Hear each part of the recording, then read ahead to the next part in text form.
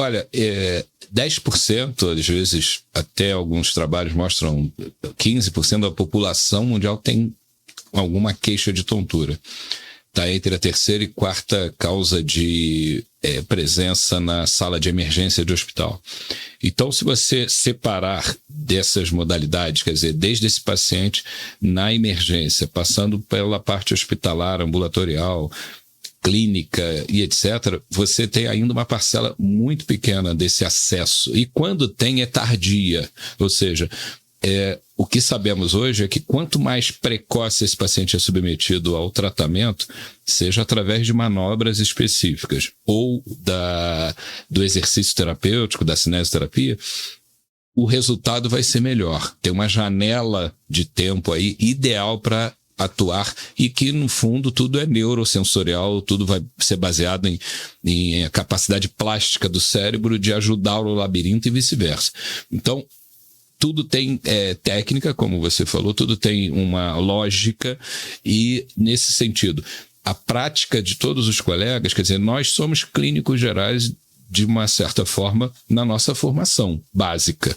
Então, duas coisas que eu sempre me preocupei desde a faculdade foi ter a capacidade de falar não sei, responder para o paciente ou para quem quer dizer isso eu não sei, vou procurar saber. E a outra é justamente entender que eu não vou deixar de ouvir um paciente e dar a minha opinião, mesmo que seja em determinada área superficial, mas que eu possa dali fazer o encaminhamento, ou às vezes reforçar o encaminhamento. Recentemente, um amigo meu, eu jogo vôlei de praia, e um amigão meu de outra área, né, técnica, engenharia, etc., ele entrou em contato comigo pedindo uma ajuda sobre uma amiga dele, uma senhora que está com uma dor lombar incapacitante. E ele sabe muito bem com que eu trabalho. Mas o que é interessante nisso? A minha ajuda foi tranquilizá-lo e explicá-lo sobre a condição dela, mas com os conhecimentos que nós temos em relação ao quê? Atuar o quanto antes, a ela fazer os exames que têm que ser feitos e evitar que a coisa fique crônica. Então, isso é um preceito básico para todo fisioterapeuta. E aí ele me falou, eu confio nas suas opiniões e eu gostaria muito que você desse essa opinião e que reforçasse para ela. E basicamente, como eu falei, eu trabalhei com clínica da dor há anos, trabalho com pacientes neurológicos há anos. E eu sei fazer uma avaliação que eu possa detectar aquele quadro doloroso e que eu possa fazer o quê? Um encaminhamento ou reforço. No fundo, ela estava indicada já para ir para um neurocirurgião. Ela precisava ouvir. Por quê? A preocupação. Ela estava ouvindo muitas opiniões e estava ficando na inércia ali total, sem nenhum tipo de atitude para reforçar qualquer tipo de tratamento. Então, com isso é que eu falo, isso é cuidar, não é tratar. Então, há uma grande diferença. Então, eu fiz a avaliação, que nós sabemos bem, de sensibilidade, de reflexo, etc. E reforcei para ela. Você pode se beneficiar muito da fisioterapia e vai procurar um colega fisioterapeuta e vá nesse neurocirurgião para ele dar a opinião dele também. Então, isso, para mim, repito, é cuidar, é diferente de tratar.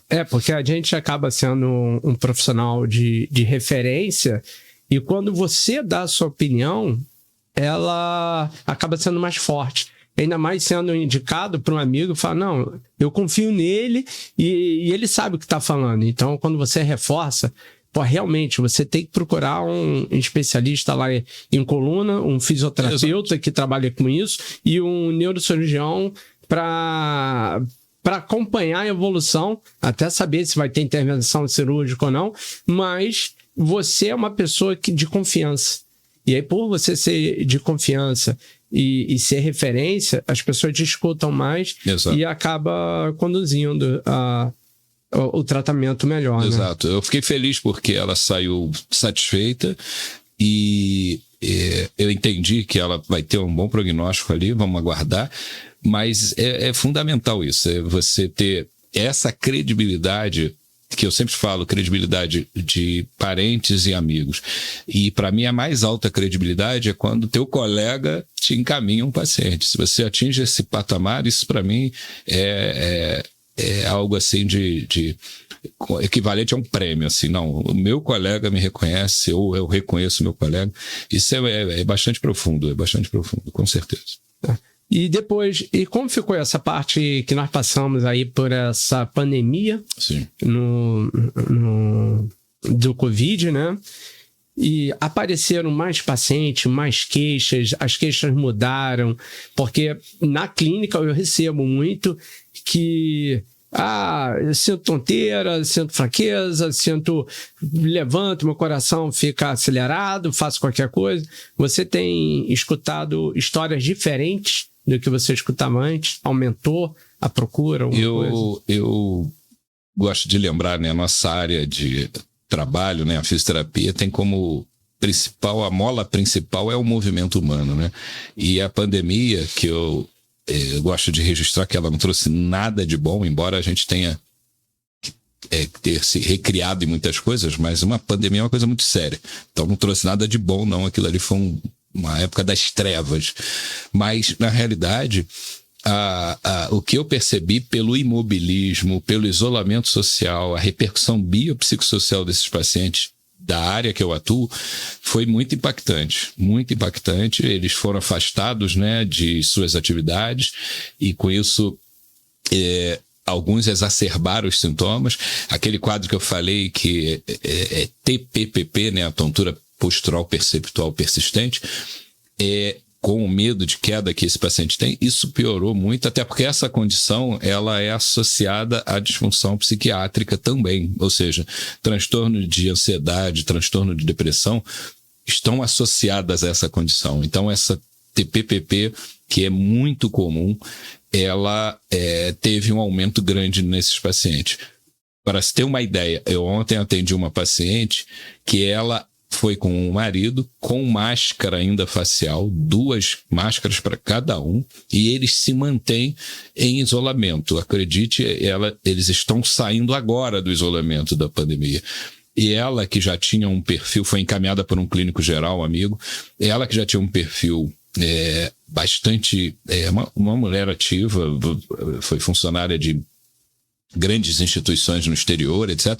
E hoje aposentada, mas ela já tinha um perfil de ansiedade e que piorou muitíssimo. E depois que eu fiz a avaliação, difícil conduzir uma avaliação com ela é resistente a qualquer tratamento.